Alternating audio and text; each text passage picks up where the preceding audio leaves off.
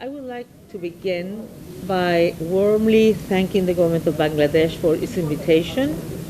As you know, it's the first time that a High Commissioner for Human Rights has visited the country.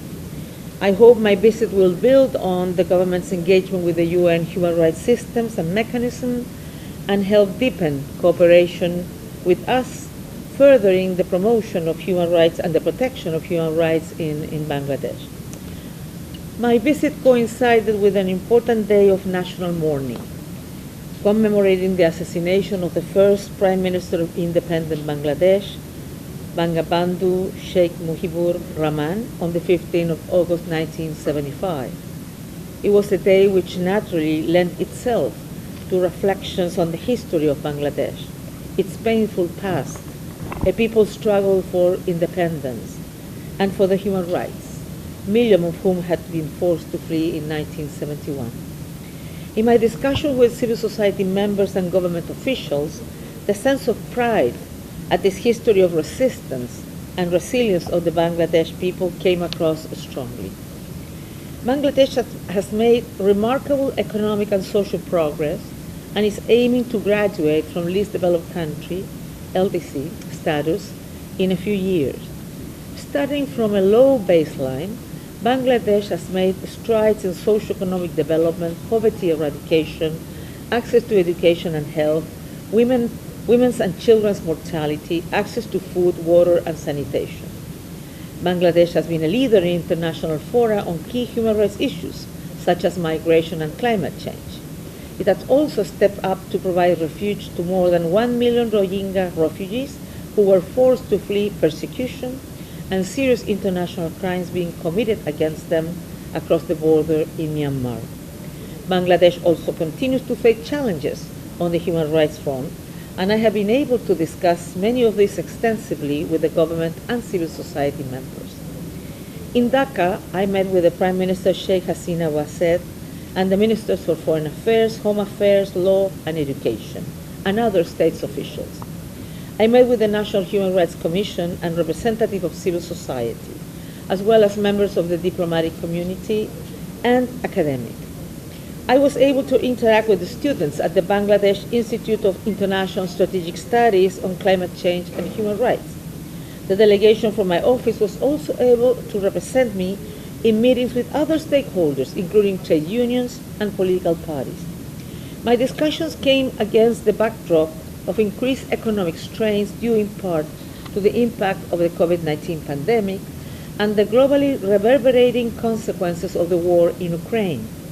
Rising food and fuel prices mean that the cost of living is increasing, and in such circumstances, of course, the most marginalized and vulnerable are hit the hardest.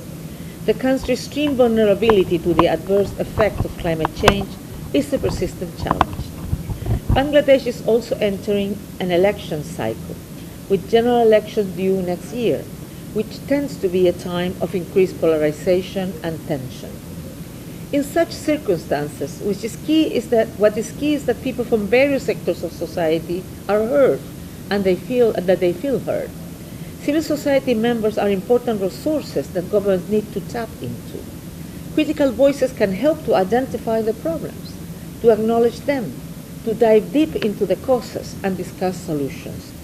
Acknowledging the challenges is always the first step to overcoming them.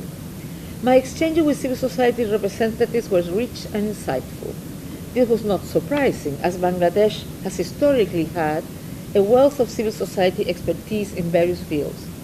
But successive UN human rights reports have documented a narrowing civic space, increased surveillance, intimidation, and reprisal, often leading to self-censorship.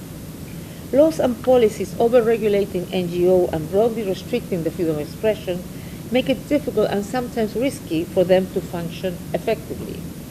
Democratic and civic space, as well as effective checks and balances and accountability, are essential as Bangladesh aims for the next levels of development. It also contributes to decrease the risk of corruption and other hurdles to sustainable economic development and sound fiscal management. The election period will be an important time for Bangladesh to maximize civic and political space, including freedom of expression, association, and peaceful assembly, of political activists, human rights defenders, opposition parties, and journalists. It is also important to ensure that law enforcement forces have the necessary training to manage protests without resorting to the excessive use of force. There needs to be a space for more dialogue among political parties and with a wide range of civil society actors to prevent grievances from building and erupting in social unrest. The voices of women, religious minorities, and indigenous peoples, and especially young people, need to be heard. Women's formal participation in political decision-making processes at local levels has improved in recent years. I also call on the government to take proactive measures to increase the number of women in decision-making positions at all levels. There has been much progress.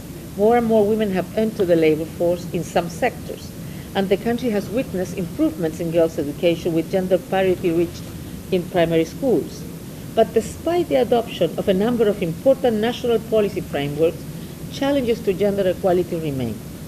Violence against women, including sexual violence, remains high, and access to justice and accountability for the victims remains difficult. I welcome the government's recognition of Hisharas, and I hope it will take further steps to respect, protect, and fulfill the fundamental human rights of all LGBTIQ+ persons. I stress the importance of protecting minority groups, such as Hindus and indigenous peoples, from violence or land encroachments. The peace accord in the Chittagong Hill Tracts 25 years ago was an important achievement, but given the continued allegation of human rights violations linked with land disputes and the need for demilitarization, I called for full implementation of the peace accord and unrestricted access for independent actors to visit the area. Bangladesh has a solid framework in its constitution, laws, and international commitments to draw from in facing human rights challenges. It is party to all the core UN human rights treaties, except for the International Convention for the Protection of All Persons from Enforced Disappearance, which I have called on the government to ratify. The committees reviewing states' compliance with these treaties have made important recommendations, along with recommendations made through the UN Human Rights Council's Universal Periodic Review process and by various UN human rights independent experts. It is important to focus on implementation of those recommendations and an institutionalized system for follow-up. These recommendations are important benchmark and help strengthen linkages between human rights and the Sustainable Development Goals. Various UN human rights mechanisms, including the UN Committee Against Torture, have been raising concerns for several years about allegations of enforced disappearances, extrajudicial killing, torture, many of which have been attributed to the Rapid Action Battalion and the lack of accountability for such violations. I raised my deep concern about this serious allegation with government ministers and highlighted the need for an impartial, independent, and transparent investigation into these allegations accompanied by security sector reform. There are continued alarming allegations of both short-term and long-term enforced disappearances and concerns about the lack of due process and judicial safeguards. Particularly given the long-standing frustration at the lack of progress in investigation and other obstacles to justice, I encourage the government to create an independent, specialized mechanism that works closely with victims, families, and civil society to investigate allegations of enforced disappearances and extrajudicial killings. And my office is ready to provide advice on how such a body could be designed in line with the international standards. Inviting the UN Working Group on Enforced Disappearance to visit Bangladesh would also show a commitment to decisively address this issue. As the biggest contributor of uniformed personnel to UN peacekeeping missions, Bangladesh should ensure it has a robust system in place to ensure the careful human rights screening on security personnel. I also discussed law reforms to bring domestic legislation in line with international human rights laws. My office and the government have engaged in dialogue on review of the Digital Security Act. I acknowledge the need to regulate the online space, addressing online hate speech, disinformation, and combating cybercrime. Addressing this concern is not simple, as regulating communications always creates risk for the protection of freedom of expression and freedom of press. We have submitted our recommendations for repeal and revision of certain provisions of the Act. with a view to ensuring their compliance with international human rights law and standards and preventing arbitrary application or misuse. We look forward to the government's feedback and timeline to expedite the review. We also discussed the importance of working closely with civil society and the UN to ensure that the new draft data protection law and the OTT, over-the-top platforms, regulations meet international human rights standards. The UN is firmly against imposition of death penalty in any and all circumstances, and I also encourage steps to reduce its scope and move towards a moratorium. During my time in Bangladesh, I also visited Moghbazar, where an impressive efforts have been made by the governments, the UN, and other partners in the Rohingya refugee camps. The importance of Bangladesh's humanitarian contribution and its historical significance cannot be overstated. The international community must sustain its efforts to Bangladesh in its response and press Myanmar to create conditions for return, address the root causes, and pursue accountability. These are people who fled extreme violence and systematic discrimination 5 years ago, in one of the largest movements of people in recent history. What I heard in my conversations with women, young people, religious leaders, and other Rohingya refugees in the camps was a surrounding hope that they will be able to return to their villages and homes in Myanmar, but only when the conditions are right. Unfortunately, the current situation across the border means that the conditions are not right for returns. Repatriation must always be conducted in a voluntary and dignified manner, only when safe and sustainable conditions exist in Myanmar. In the camps, I was heartened to see young girls and boys at learning centers and attended lively math and Burmese classes taught by community members. The younger children were energized and spoke of their aspirations for their future. In my meeting with older children, however, there was more frustration at the passage of the time. One boy spoke of the years lost that he will never get back and expressed a strong desire to go back to his country, to contribute to his community, and as I said, and eventually to his home country, Myanmar.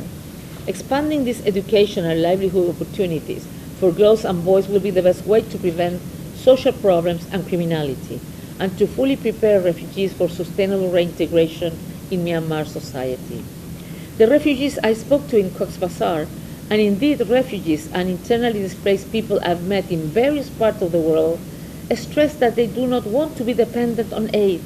They want to be productive, to earn a living, to contribute to society, and improve their conditions of life. I encourage the government to give space to community-led initiatives in the camps in Basan Char and Moghbazar, so that those with such aspirations are able to support and contribute to serving the needs of fellow refugees. Many I spoke to were fearful of the security situation, both in terms of the activity of armed groups and criminal gangs, but also the vulnerability of women and girls. The security and freedom of expression of the Rohingya civil society and human rights defenders also needs to be protected. I'm very worried about increasing anti-Rohingya rhetoric in Bangladesh, stereotyping and scapegoating Rohingya as the source of crime and other problems. I'm particularly concerned that a pre-electoral context combined with economic difficulties and uncertainties will mean more hate speech against these vulnerable communities. I call on the government and all Bangladeshis to be vigilant against such harmful rhetoric, to actively counter misinformation with facts, and to foster understanding with the host communities. As Bangladesh continues to grow economically, effective, accountable, and inclusive institutions in line with Sustainable Development Goal 16 are essential for achieving the next level of development. This means inclusivity, participation, and accountability. Strengthening the independence of institutions, including the National Commission of Human Rights, the Elections Commission, and the judiciary will be key. The UN country team stands by to support implementation of all SDGs. I hope my visit will further boost Bangladesh's engagement, government and non-governmental, with the UN Human Rights Office and mechanisms. Bangladesh will also undertake its fourth Universal Periodic Review in the Human Rights Council next year, which will be an important moment to take stock of progress. It is encouraging that the new Special Rapporteur on Climate Change and Human Rights will visit the country soon. And I want to call on the international community to support Bangladesh another vulnerable state in their demand for effective climate action. For all the significant human rights challenges ahead, economic, climate-related, political, social, and humanitarian, I am convinced that if the powerful resources within the whole society are harnessed, and policies and responses are crafted with the participation of many diverse voices, Bangladesh will continue to shine brighter in its remarkable development journey. I thank you. Thank you. Learning centers and attended lively math and Burmese classes taught by community members. The younger children were energized and spoke of their aspirations for their future. In my meeting with older children, however, there was more frustration at the passage of the time. One boy spoke of the years lost that he will never get back and expressed a strong desire to go back to his country, to contribute to his community, and as I said, and eventually to his home country, Myanmar. Expanding these educational and livelihood opportunities for girls and boys will be the best way to prevent social problems and criminality, and to fully prepare refugees for sustainable reintegration in Myanmar society. The refugees I spoke to in Moghbazar, and indeed refugees and internally displaced people I've met in various parts of the world, stress that they do not want to be dependent on aid. They want to be productive, to earn a living, to contribute to society, and improve their conditions of life. I encourage the government to give space to community-led initiatives in the camps in Basan Shar and Moghbazar, so that those with such aspirations are able to support and contribute to serving the needs of fellow refugees. Many I spoke to were fearful of the security situation, both in terms of the activity of armed groups and criminal gangs, but also the vulnerability of women and girls.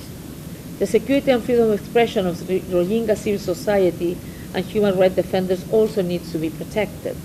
I'm very worried about increasing anti-Rohingya rhetoric in Bangladesh, stereotyping and scapegoating Rohingya as the source of crime and other problems.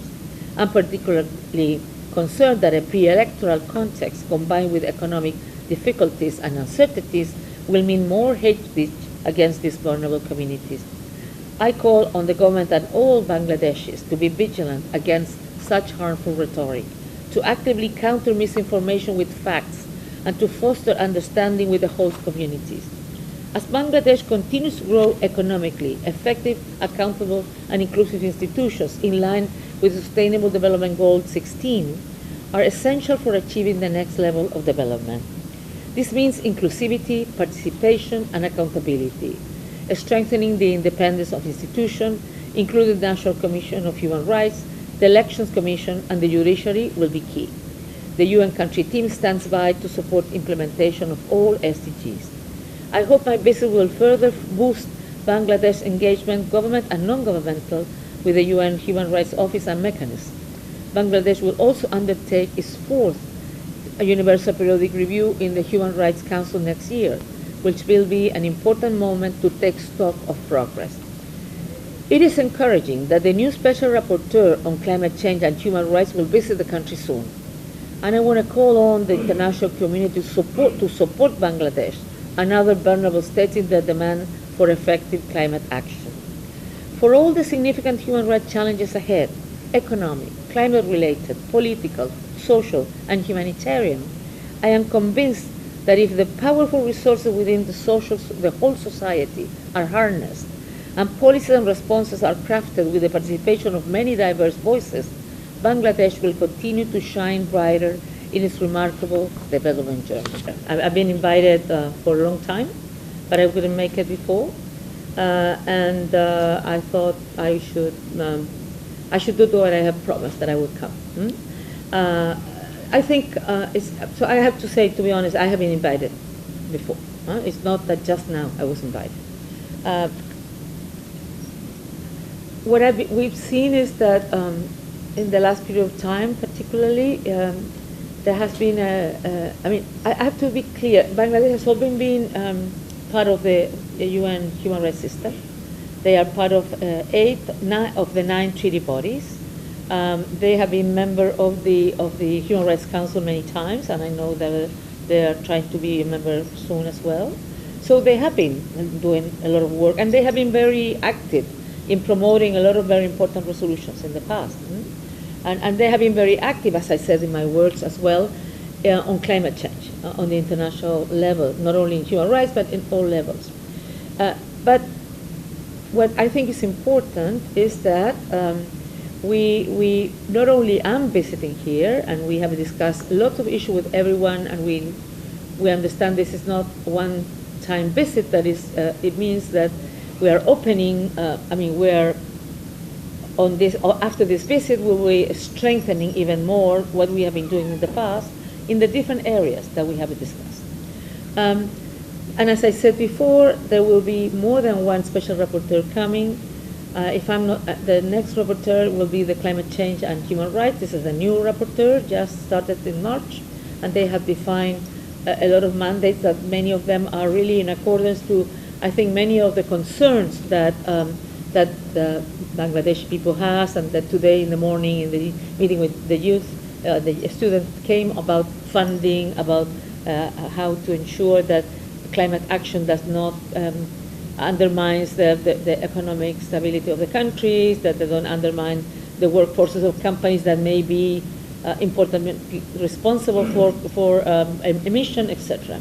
So I think that will be a very important visit. That will be, but will happen at the end of September. And if I'm not wrong, also will come the Special Rapporteur on Human Trafficking before the end of the year. So I would say we have been seeing an interest of the government to receive a lot of mandate holders of different, not only the High Commissioner, but also mandate holders on areas that are important to Bangladesh. On the issue of justice for Rohingyas, I would say that we were the first of all. I have to say that the human rights mechanism was the first to raise the alarm about the scale. First of all, of the then, I don't know if it was 2015 or 2014, the special envoy on Myanmar and Rohingya situation said that if nothing was done, this thing could get worse, and it could come into a possible violence and genocide.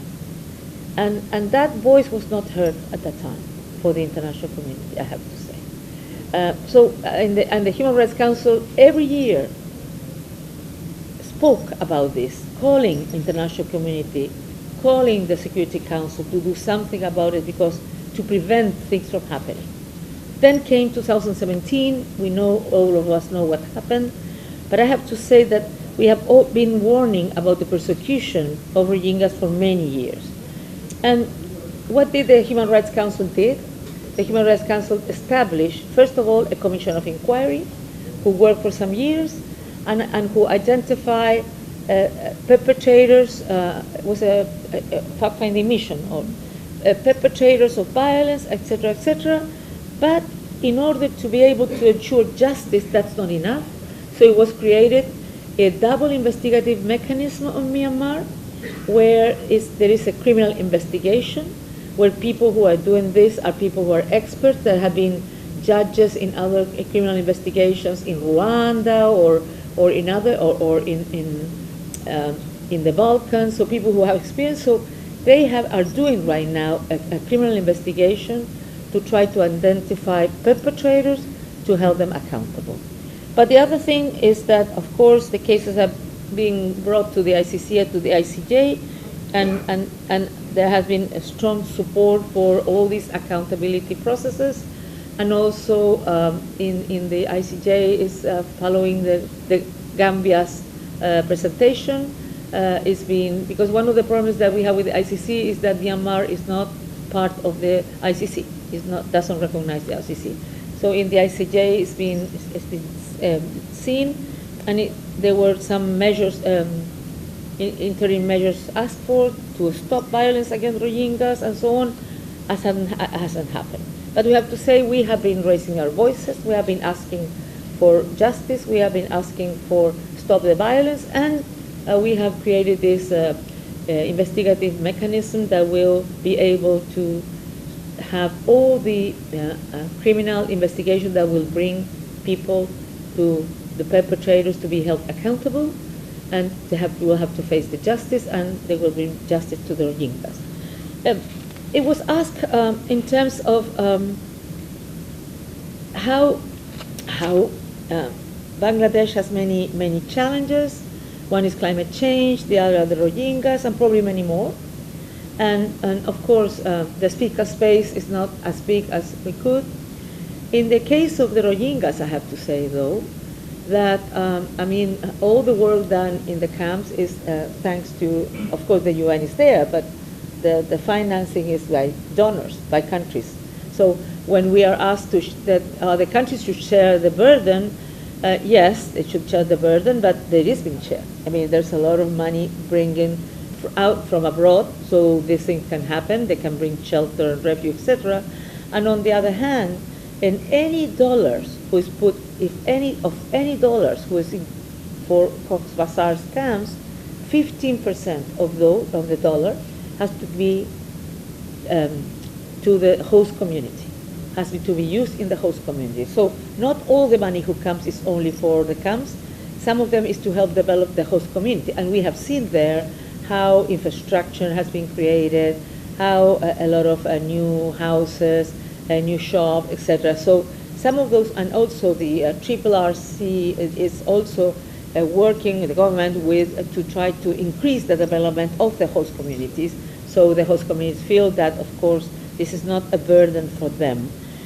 And in the case of climate change, well, we have been working strongly as UN, calling the international community to ensure that they fulfill, they walk the talk on the Paris Agreement, that the funds that were promised to help developing countries to be able to have the adequate response to climate change will happen. And the other thing is political, to convince the political leaders of the world that they need to take the decisions. So those countries who were the ones who emitted the most are the most responsible of climate change, because they started developing before, that they can sort of compensate in some way, so the countries who are in the developing process can continue develop, continue have economic stability, but do it in a way that is more friendly to the climate situation. On the issue of more space to civil society, etc., yes, we spoke with everyone about this and the importance that when you want to be graduated from, as a least developed country, this is not only about GDP. It's also about the capacity of the institutions to respond. I mean, it's a long list of different situations. So we mentioned that it's really important to ensure that all of these things are happening. And that's, so I raised it. I have, it was heard, and it was said that yes, understood that this is a very important issue. And on the last thing, who was more convincing? The truth is that I hear everybody. But what we do always is when we receive allegations as human rights, what we say is, look, we have received allegations, any allegations. The most healthy situation for any government, anywhere in the world, is to look into those allegations, is to see if they're true or not, is to respond to the families who can be grieving. So independently, it's not, I mean, my message is not a message, you are right, you're not right. My message is to say, independently of what happened and the circumstances and what are the kind of reasons that things did happen, if they were real or not, people there, their families suffering, people need to know the truth.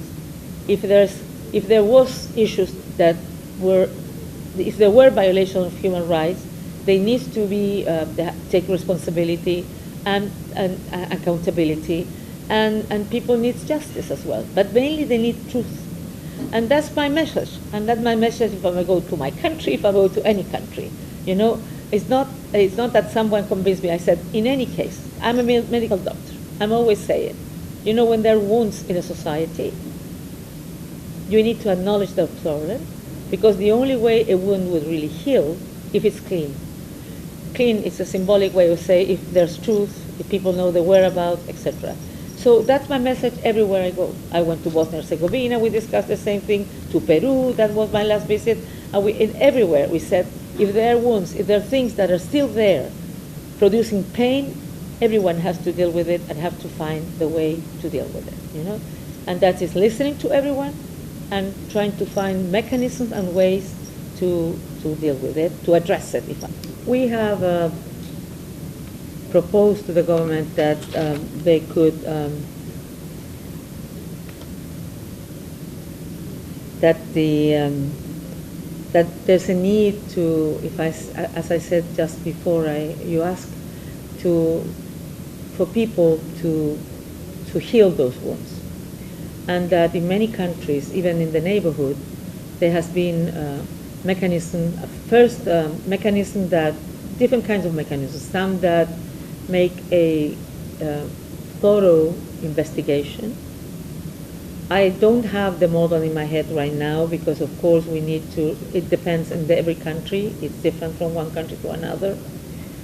I would say usually what we recommend for any mechanism to be credible, that an independent person can lead something like that. But of course, I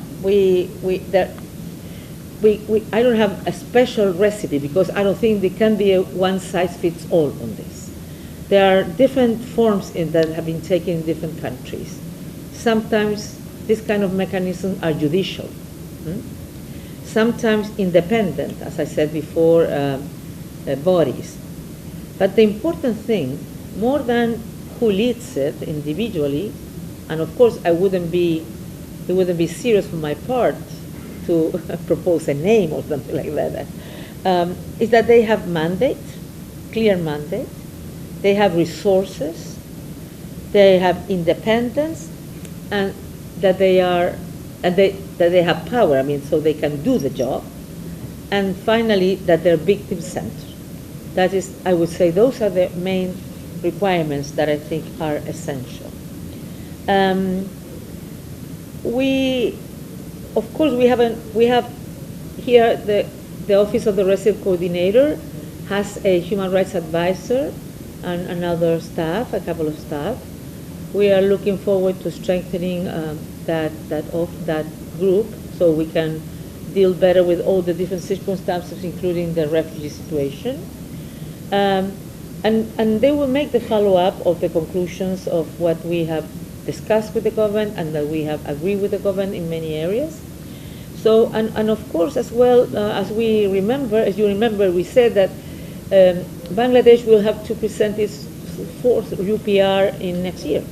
So that's the follow-up usually done by member states, and my office always does the follow-up at any issue. It's not me myself who were the ones who voiced, because I was not High Commissioner at that time. What I went to say started very soon, very early with special rapporteurs. I think there has been a discussion if the UN acted as it should in that case, and there was this report that the Secretary General Guterres asked Mr. Rosenthal to do, to analyze what happened in the UN at that time, if the UN and the country team, I'm talking, reacted the way it should be or if it shouldn't. And this report is public, and from there were lessons learned and recommendations on what to do in other situations like that. But I also believe that,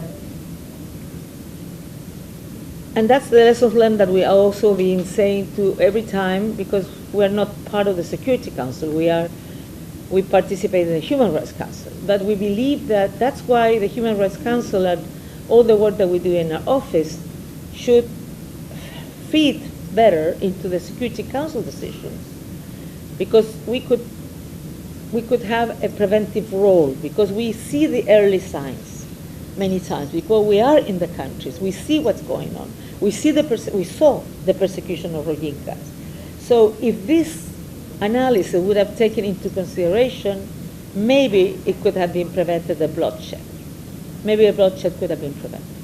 So when the times that I have been participating in the Security Council, when they have invited us, because the Security Council works in their own issues, they feel that security and human rights are not that close, we have raised this issue. We have said look, we can be helpful in avoiding security issues from happening or preventing security. And I think that it should be a lessons learned. I have to say that here the idea was to talk about Bangladesh, not about Xinjiang or other countries of the world. A lot of focus on Xinjiang, but this is the time to focus on Bangladesh and the Rohingyas. But I have to say, what I said when I informed that I was not going to look for a renewal for my mandate, I was asked about this, and what I said in that time, I will do it. I will keep my promise.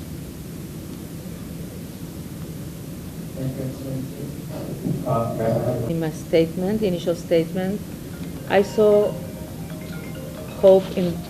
Oh, wait until that. I saw hope in children. Probably because they arrived. They were children in 5th grade, I think. And they arrived probably younger here, and they still have hopes. But 15, 16, 17, 18-year-old, they feel that because many of them, but it's something that is going to be solved soon, is not having access to education or skills programs. And I understand that they will start soon. They will expand the education in the so-called, with the Myanmar curriculum, that is the one that now is going on. They're going to expand it, so it will, not only the ones who are now, that is first, pre-kinder, first, second grade, 6, 7, 8, and 9, it will expand it to in between and to older ages. But it also will start a program to develop skills, so people can learn skills and can be contribute to many things inside the camps or when they go back to Myanmar and so on. So those young people, they were a little bit hopeless.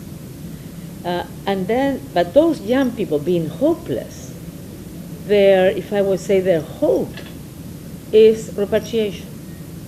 Their hope is to go back to Myanmar because they want to be part of their society. They want to be there. Even one teacher, he told me he was a great student and he had to flee because of the violence and so on. And he wanted to be a medical doctor. And now he's teaching the children in Burmese. But he said, look, I speak with my friends.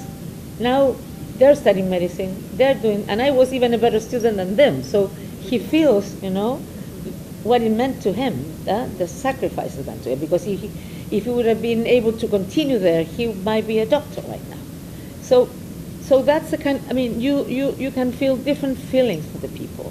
Frustration on ones, but on the other hand, feeling that if they could go back, they might be able to take again the life they lost, their dreams they lost, etc. So I think there's both things, hopes and not hope. But there's also fear. If we go back there, what if again we are arrested, detained, raped, victims of violence? So they feel also they want to go back, but they want to go back there where there are the basic enabling conditions for a dignified and safety return. And we say that it also has to be voluntary. You cannot force people to go back. But those enabling conditions are important for two reasons. First of all, because it's their right. Everybody has the right to live in their home in the best dignifying way. Everyone. Because we're all human beings. But on the other hand, because if you make them return forcefully, when the conditions are not there, you will have a new fleet of refugees soon. You have had it in so many times in the history. So if those conditions don't change, this will be over and over again. So that's why we have been calling. And in this case, I can say I personally been talking to neighboring countries to ask them to use their leverage power to ensure that in the society they create the enabling conditions, that they recognize the Rohingyas as citizens of Myanmar, not as Bengalis without any rights. So those are the things, and they need to ensure that they can go back to their homeland, that they can restore their livelihoods, etc. Because otherwise, I mean, they could go for some time and they're going to get back again. So we need to, if it's done, it has to be done right. That's what I would say. On the issue of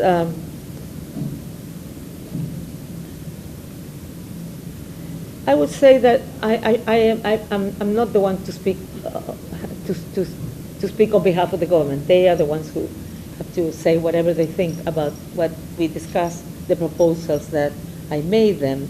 But for my side, I acknowledge, as I already said, I stress, if I would say, the importance of acknowledging the existence of problems, that it was better to acknowledge, to address them, to make the investigations that were needed.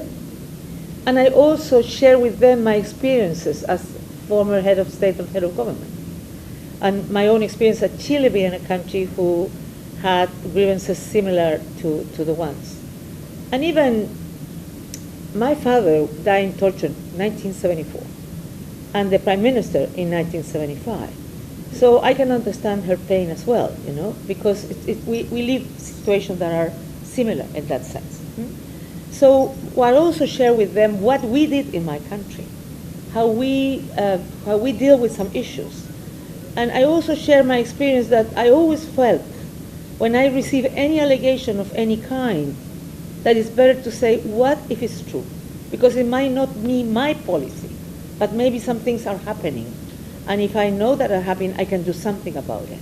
So that's the kind of conversation we had, to say, look, they might be all not true, but if I hear something, I always, in my case, said, what if it's true? Let's analyze it, let's investigate it and see if it's true. If it's not true, okay, you investigate it, you know it's not true, things are clear. But if it's true, how we remedy, how we take the measures. So that's the kind of conversation that we had. On the, so I think if you say, if I understood rightly the question, first, I am happy to have come to Bangladesh, because I think it was an important opportunity for me to visit this beautiful country that has a lot of challenges, not only in human rights. I mean, of course, we speak of economic, social, and cultural rights, so everything is human rights for human rights, but I mean climate change and all economic development, etc., social development. So I think it was for me, it's every time that I visit a country, the possibility of meeting with different stakeholders and to discuss different issues and to listen to their perspectives. They might not agree the perspective, but that's normal in the world. So to listen to them, to suggest things, to propose things, to hear what they have to say about it, that for me is the importance of a visit. No? And of course, some things might work well, some things might take longer, because you spoke about gender equality, for example. But gender equality, there has been a lot of progress made, but they need to do more. We need to ensure really, and we need to do more on gender-based violence, etc. On the issue of extrajudicial killings, well, I had a meeting with the National Commission of Human Rights, and they gave me the report, last year's report. And in that last year's report, there are cases named by the National Commission of Human Rights on all of these issues: extrajudicial killing, enforced disappearances, and torture. So there is not only the information that comes through civil society, the UN treaty bodies that have for a long time, the Committee on Torture, Enforced Disappearance, etc., but also even the National Commission of Human Rights has, and I read what they wrote there, they also acknowledge there are some cases, maybe not all the cases, there was only the report for 2021, and they also said torture and death in custody. So it is, so these are the kind of things that, that in some way there has been acknowledged by some institutions, international institutions and national institutions as well. And I hope that the proposal recommendations that we have given and that the UPR has given and all the committees of the UN has given could be implemented. I think this would be really important. So because the other thing, what suggestions we do is we have been suggesting that it's important to have more national dialogue. The international context is very complicated. The COVID-19 produced a lot of consequences, health, social, economic. The war is creating more consequences that will increase people's problems. So I believe, because I am a Democrat, that when you have problems, the whole spectrum of political parties, civil society, will think on the country. We should get together, dialogue, and see, yes, we are under difficult circumstances, we have this climate change. How can we be able to identify 4, 5, 6 things we all agree on and we can push together? You might think I'm naive, but I do believe in that. And I've tried to do it in my whole life as a politician, to try to get to a national dialogue, to try to get to certain agreements. You're not agreeing on everything, you don't agree on everything, but at least what can you agree on, particularly when you're going into election time.